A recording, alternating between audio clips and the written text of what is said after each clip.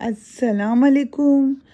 میں آج آپ لوگوں سے شیئر کرنے والی تھی پرانے زمانے میں عربوں کا حال، کیونکہ مجھے ایک بہت پیاری بک ملی ہے جس کو میں خود بھی پڑھنا چاہ رہی تھی، تو میں یہی چاہا کہ جو بھی میں پڑھتی ہوں وہ آپ لوگوں سے بھی شیئر کروں، اور یہ پارٹ 1 پارٹ 2 پارٹ 3 میں ہوگا، کیونکہ بہت بڑی بک ہے یہ، اور لہٰذا میں آپ سے پارٹ 1 پارٹ 2 میں آپ لوگوں کے ساتھ شیئر کروں گی اس کو۔ یہ بہت اچھی بات ہے اس کا جاننا ہم لوگوں کے لیے، تو میں شروع کرتی ہوں۔ عرب کی دنیا ایک عجیب دنیا تھی۔ وہاں خدا کا گھر بھی موجود تھا، مگر پھر بھی اس کی پوجا پاٹ نہیں ہوتی تھی۔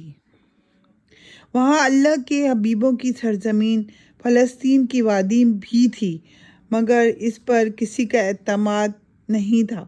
وہاں اللہ کی حکومت تو تھی، مگر اس کو تسلیم کوئی نہیں کرتا تھا۔ وہاں اللہ کی مخلوق تو تھی، مگر وہ مخلوق اپنے عارضی مالک کے سامنے جبین نیاز زخم کیے ہوئے تھی۔ عورت کا وجود تو تھا، مگر اس کا احترام کوئی نہیں تھا۔ ہر سو درداری نظام قائم تھا، مگر بیابانوں میں اس کی حکومت تھی۔ جو طاقتور تھا، جو منہ پھٹ تھا، جو منہ زور تھا، جو زیادہ ظلم کر سکتا تھا۔ عربوں کا ذریعہ معاش تجارت غلہ بانی اور لوٹ مار سے وابستہ تھا۔ عربی لوگ ایک جگہ سے دوسری جگہ قافلوں کی شکل میں سفر کرتے تھے۔ دوران سفر کسی قسم کا مواصلاتی رابطہ نہ تھا۔ دوران سفر اگر کوئی بیمار ہوتا تو سفر کی صعوبتیں اس کو اس جہاں سے رخصت کر دیتی، اور اہل قافلہ اس کو وہاں ہی سپرد خاک کر کے اپنا قافلہ آگے بڑھا دیتے تھے۔ دوران سفر ڈاکو کو بھی حملہ آور ہوتے تھے۔ ڈاکو اور اہل قافلہ کے درمیان ایک خونریز جنگ ہوتی۔ جو طاقتور ہوتا وہ فاتح ہوتا اور مفتو کے ساتھ اپنی منشا کے مطابق سلوک کرتا تھا۔ اسی طرح ایک قافلہ عرب کے ویرانے میں اپنی منازل کی طرف رواں دواں تھا۔ اہل قافلہ یمن کے رہنے والے تھے۔ وہ قافلہ آنے والی ہر آفت اور ہر مصیبت سے بے نیاز تھا۔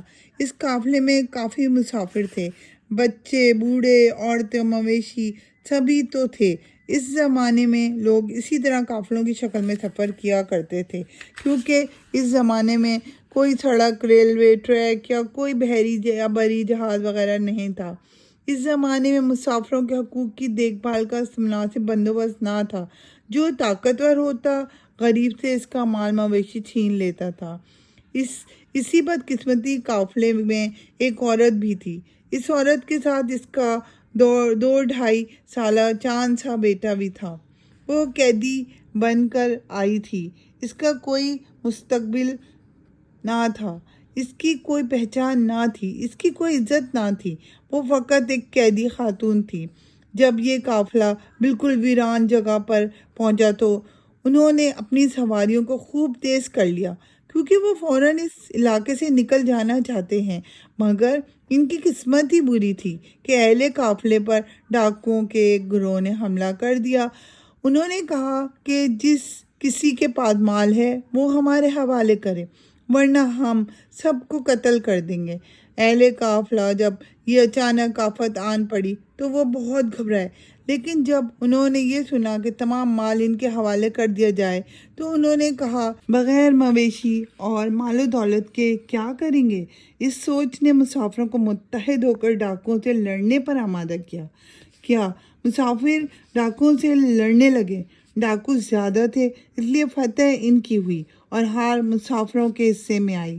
چنانچہ ڈاکوؤں نے سارا مال لوٹ کر مسافروں کو اپنا قیدی بنا لیا۔